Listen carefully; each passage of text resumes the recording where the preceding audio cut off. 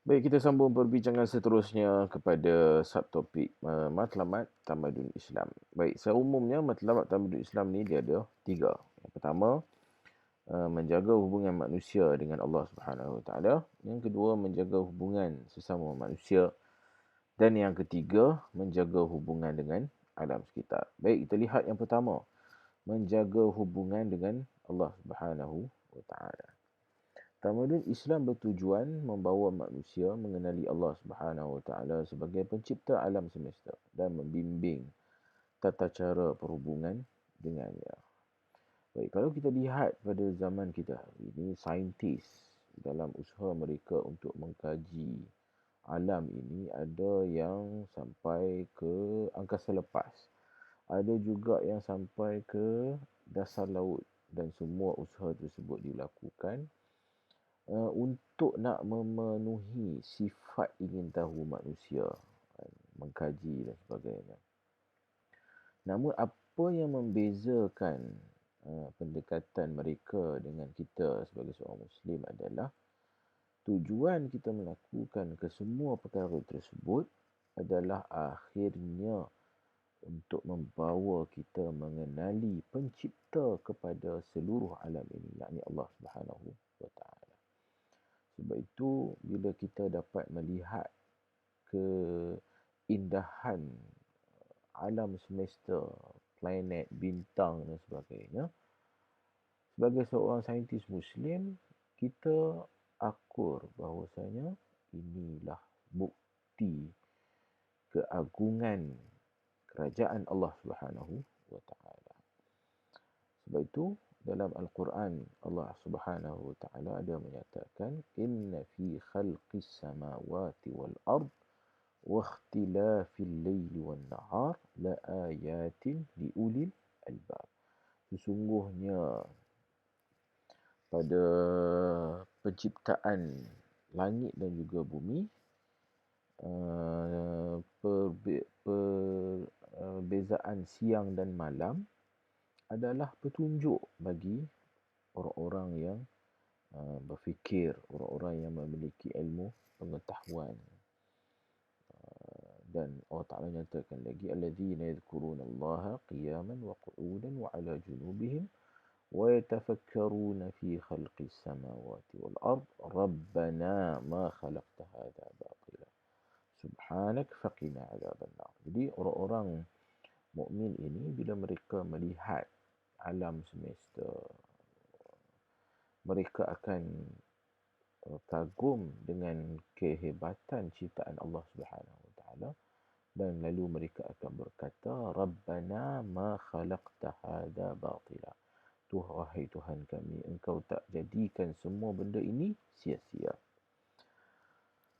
Ma khalaqta hadza batila subhanak, maha suci engkau. Faqina adzaban nar, maka jauhkanlah kami daripada azab api neraka.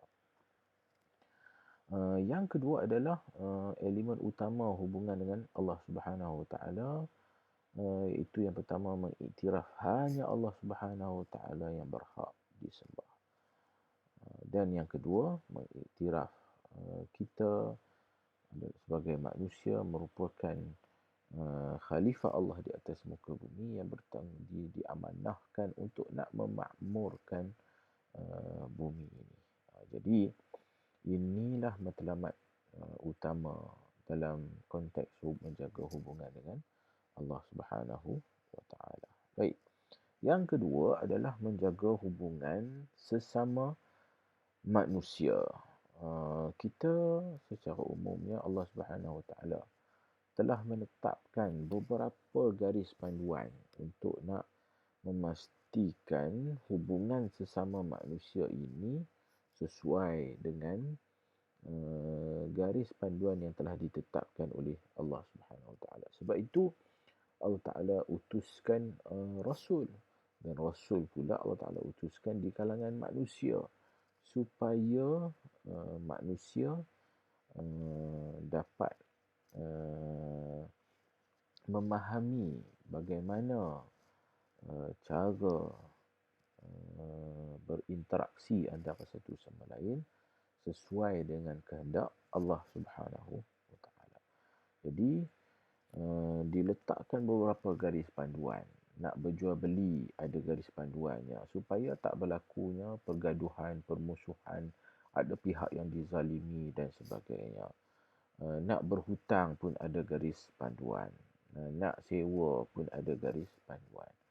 Merujuk pula kepada hubungan dalam konteks manusia ini, membina keluarga, ia juga ada garis panduannya yang telah ditetapkan oleh Allah Subhanahu wa taala. Bila berlaku kematian, bagaimana pula nak diuruskan? Itu juga melibatkan harta pusaka dan sebagainya. Ini semua telah ditetapkan garis panduannya oleh Allah Subhanahu wa taala supaya manusia ini dapat mengawal tingkah laku mereka sesuai dengan kehendak Allah Subhanahu wa taala. Manakala yang terakhir adalah menjaga hubungan dengan alam sekitar. Allah Subhanahu wa taala menciptakan alam ini, sebenarnya dia ada satu sistem yang mana rantaian ini saling berkait rapat antara satu sama lain. Kita ambil satu contoh, manusia, kita manusia, bukan, contohnya macam kita lihat rantaian kitaran hidup dalam konteks haiwan misalnya, adanya pemangsa, ada haiwan yang bawah kategori pemangsa, ada mangsa. Jadi kedua-duanya saling memerlukan antara satu sama lain. Misalnya, sebab itu kita perlukan serangga. Contohnya macam lebah, kita perlukan kepada serangga lebah kerana lebah antara peranan mereka juga adalah nak kan lebah ni dia akan hinggap antara satu bunga ke satu bunga, membawa dia bunga. Ia juga berfungsi untuk nak membawa bunga jantan dan bunga betina daripada pokok ini supaya boleh pokok-pokok ni boleh menghasilkan buah.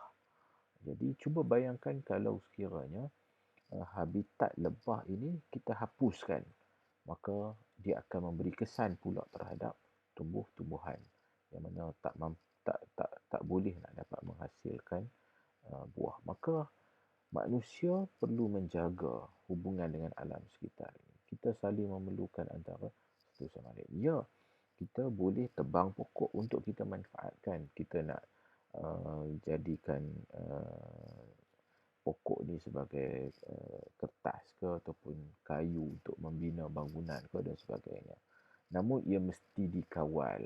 Jangan sampai ke tahap berlaku pembalakan yang tidak terkawal sehingga akhirnya membawa kepada bencana alam seperti banjir dan sebagainya. Sebab itu dinyatakan di sini manusia ini diciptakan dengan fitrah bernafsu, berfikir, berkreativiti dan berinovasi. Sifatnya menguasai, bijak dan tidak pernah puas. Jadi kalau tak dikawal dengan baik, manusia akan merosakkan alam ini.